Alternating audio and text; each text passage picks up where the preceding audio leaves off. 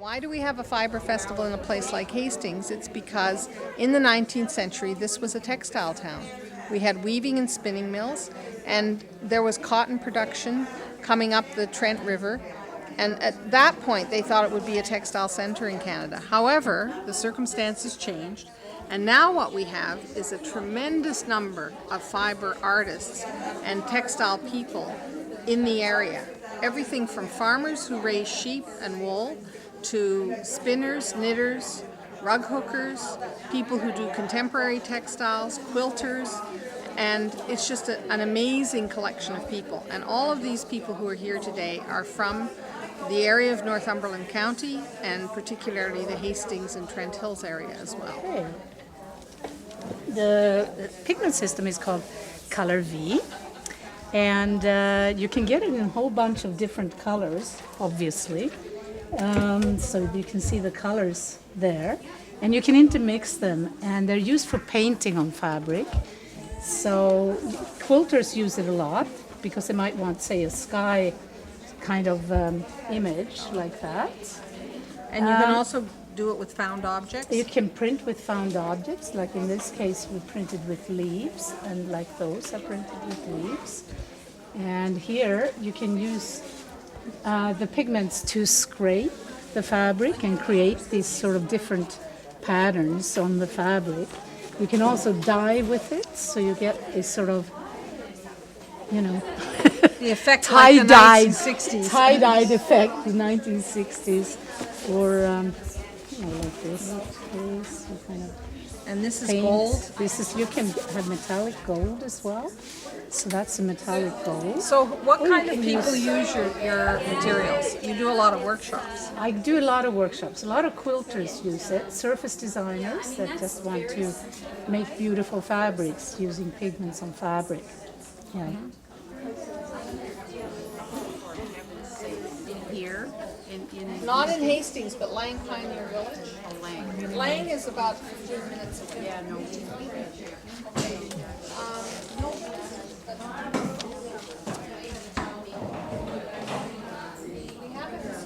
Actually, it is a low piece of fiber, and it was about 4 feet long, and I gathered it all along the top, and there was bands up here. I just sewed it on, and that was one. And I actually used the selvage as a hat.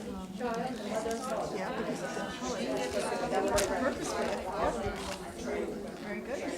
Chester's filming, and I want to get him pictures. Can you tell us a little bit about how you recycle things and reinvent them into other forms? Sure. All the wool pieces are made from old wool sweaters that I've shrunk, cut apart, and made into other things depending on the shapes. And I try to use all the parts of the sweater, so they may start as these pieces here, which take the largest pieces, and then I go to smaller pieces, and all the leftover pieces end up as pins. So nothing is wasted. We've been at different hooking demonstrations this summer, and no, it's very nice. And how does it compare, because there's other textile arts here? That's what I like about it. There is so many other arts. And so if what would you like us to do next year to make an improvement? Maybe some vendors.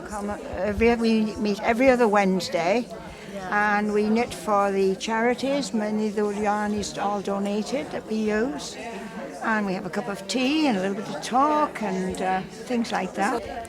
So this is our local group of knitters, and I know that you meet on Thursdays, correct? Thursday. And you meet here. 1 to 3 here. The group is in existence how long? About 10 years?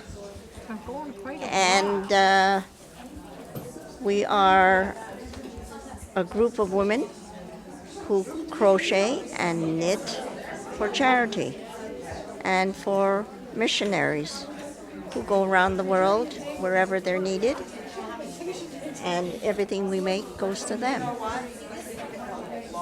And so you're also making teddy bears? We're making Afghans? That's right. Oh yeah, they go to doctors' orders and that. hospital takes the other thing. That's a shawl. I have to try this We on. have This is so pretty. pneumonia vests that go to South Africa to the children who have AIDS. Oh, look at this. And we have, that's beautiful. It's a shawl that one of the women made. Oh, this is so pretty. Isn't it pretty? And I don't really like shawls, but I actually love this one.